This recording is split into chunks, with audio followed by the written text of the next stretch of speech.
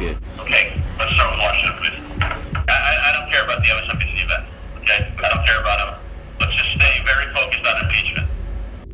My name is Kerry Porch. I'm a satellite uplink technician. I'm a contractor at the CNN Washington, D.C. Bureau. But Jeff Zucker,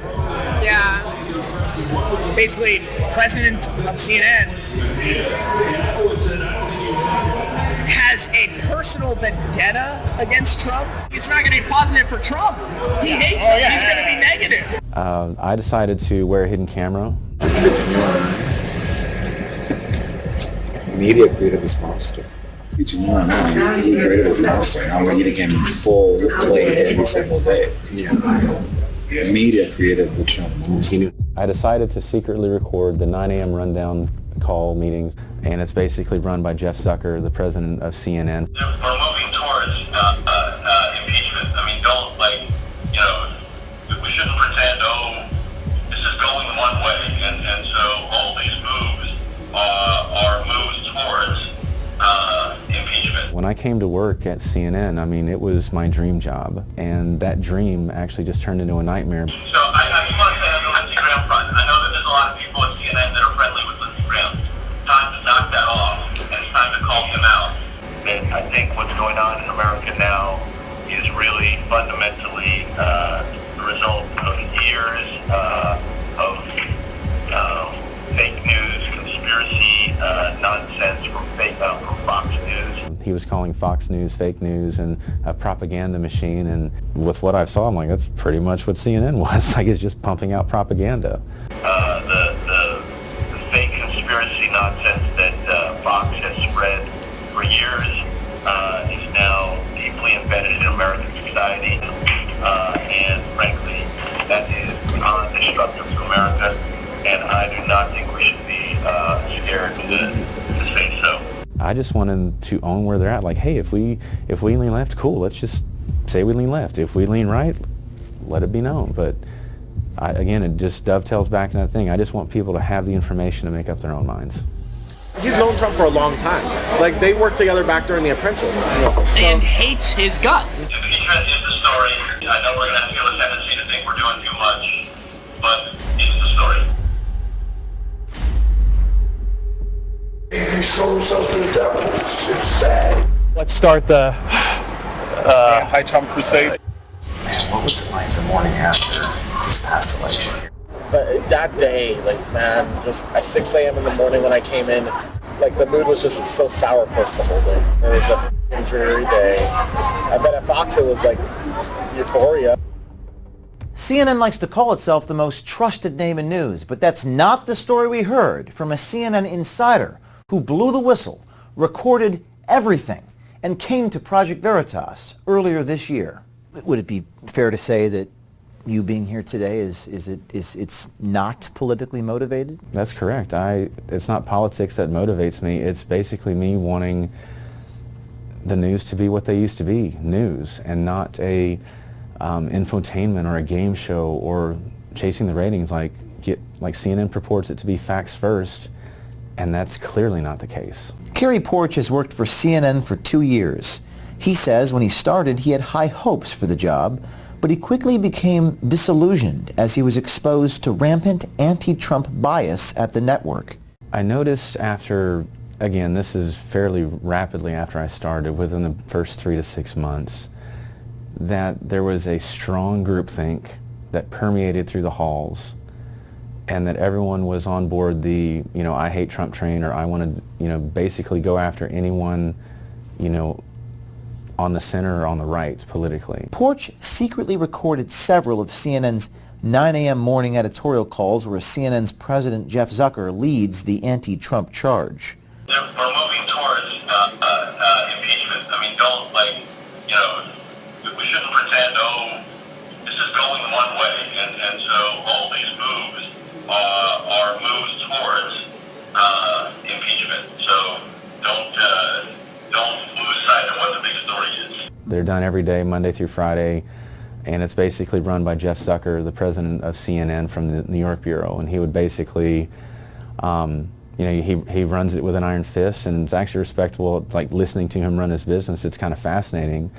But hearing that from the strongest and most prominent voice, you know, the number one is on every day just hammering Trump in some way, shape, or form, or Republicans in general, about, you know, yeah, all these other stories might be happening, but we want to divert all our resources to this aspect of Trump or that aspect of Trump, or most recently, it's just all about impeachment, impeachment, impeachment, impeachment. On the calls are the top leadership of the network: Zucker, CNN's president; Virginia Mosley, CNN's senior vice president of news gathering. There's a second whistleblower, and that this now fortifies the complaint. And David Chalian, vice president and CNN political director. I think as big of a story as what President Trump has done here is the Republicans sort of either delusional or defiant or silent responses. I think it's as big a story in what is going on. On the calls to executive producers and news staffers across the country, it is clear that Zucker wants his network to stay focused on impeachment and nothing else. Guns will be the central topic in the 2020 Democratic nomination race today. The Giffords PAC has paired up with MSNBC. They've got a gun town hall in Las Vegas. 10 candidates will be showing up there throughout the day. I don't care about the MSNBC event, okay? I don't care about them. Let's just stay very focused on impeachment and everything that happens today. Because look, you're going to be coming on at 3 o'clock.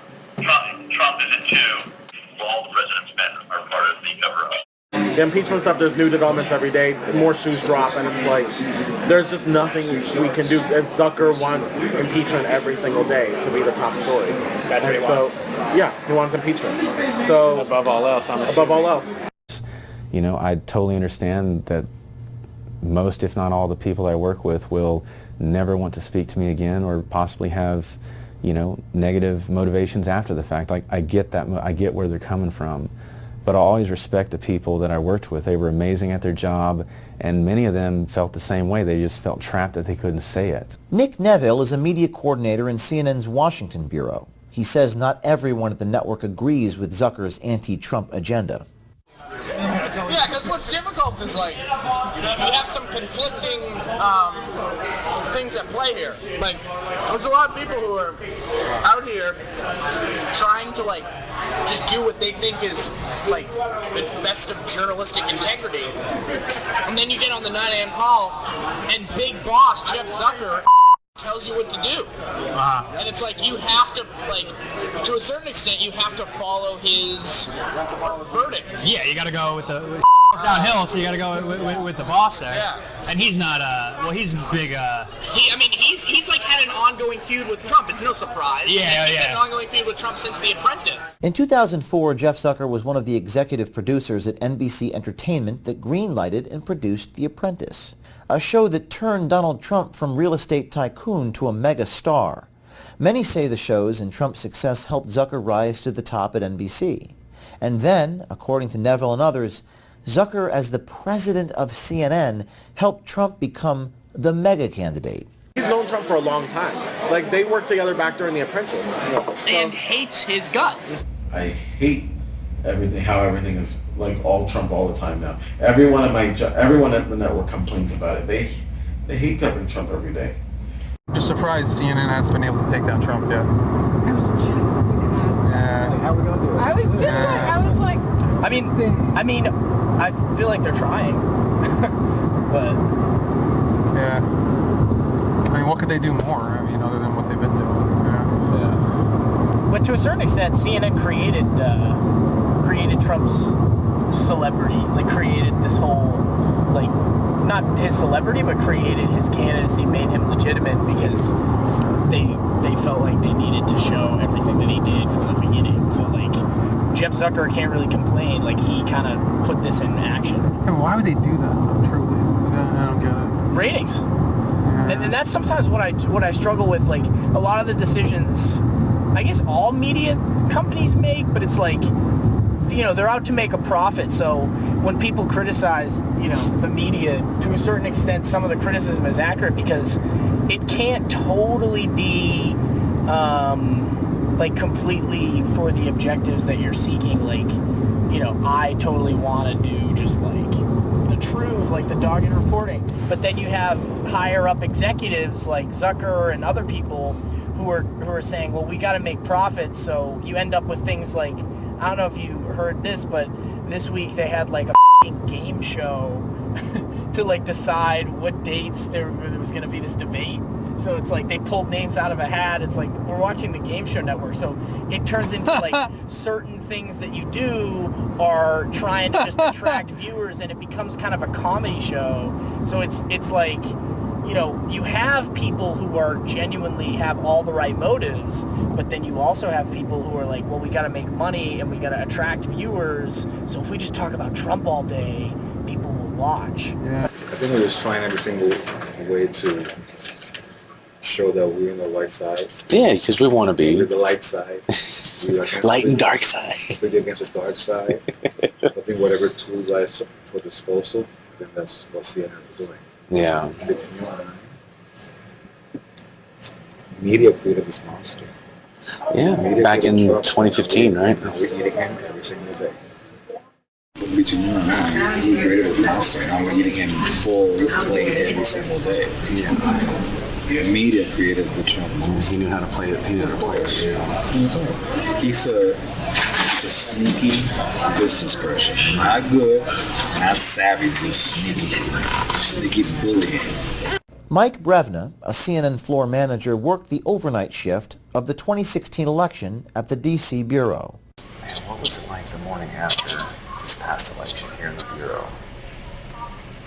Well, I came in that night. The night of the day after you came in that night? Yeah, the election, I came in like 10, 11 o'clock that night. Okay. And, you know, right around the time they called me. Oh, so you came in actually election day, the night of that, as it was going into... Because I worked up overnight. Oh, I see what you're saying. Man, how was that? But when I walked through the elevators and came through the doors, first thing I always do, I was on their side, I look to the left and look to the right. I look back to the left, there was someone sitting on the floor. And then I seen like movement of people, somebody coming out of A, somebody.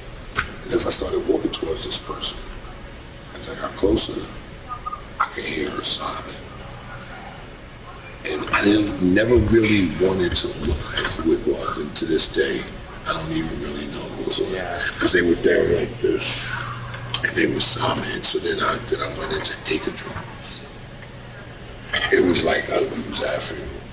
I'm sorry? It was like you was at a funeral. Oh, at a funeral? Yeah. People were like in shock. I don't say they were in mourning. Let's say people were in shock. Do you think the people at CNN thought that Trump was going to win the election? Nobody thought Trump was going to win, myself included. But that day, like, man, just at 6 a.m. in the morning when I came in, everyone was silent. Nobody wanted to talk. I just came in. I was like, oh, hi. And like the mood was just so sourpuss the whole day. I imagine. Yeah. I imagine that was a dreary day inside of CNN. It was a dreary day. I bet at Fox it was like euphoria. Oh yeah, popping champagne. Yeah.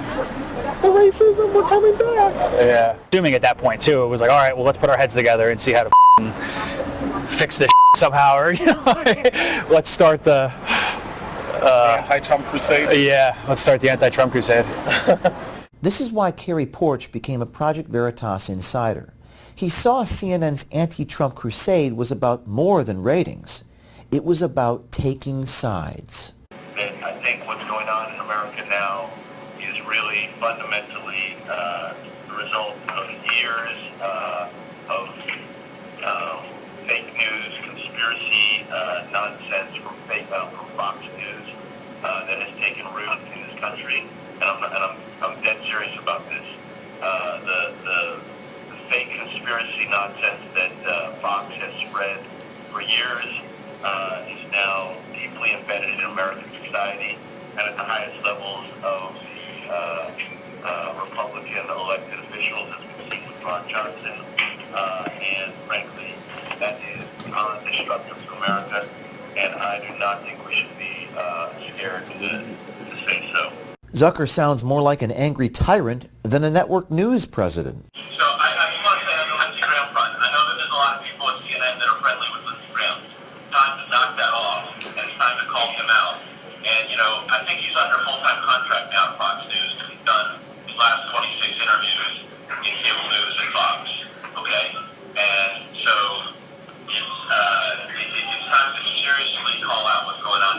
According to Porch and others, the anti-Trump crusade at CNN is personal. Which guys like hate Trump? Cooper's got to. Cooper hates him. I mean, Cooper's like Don Lemon hates him. I mean, Don Lemon, like he's like Tapper, yeah, he doesn't like him either.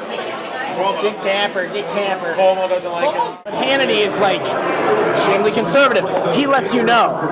However, Don Lemon comes on. He makes you think he's objective news. I'm not trying to bash CNN. dude, it's whatever, man. But he makes you think he's objective news, but he's blatantly opinionated, all right? So either disclose where you're coming from or get someone who's a little bit more objective. Don Lemon is, I mean, love him or hate him, he's blatantly like anti-Trump, he's blatantly left.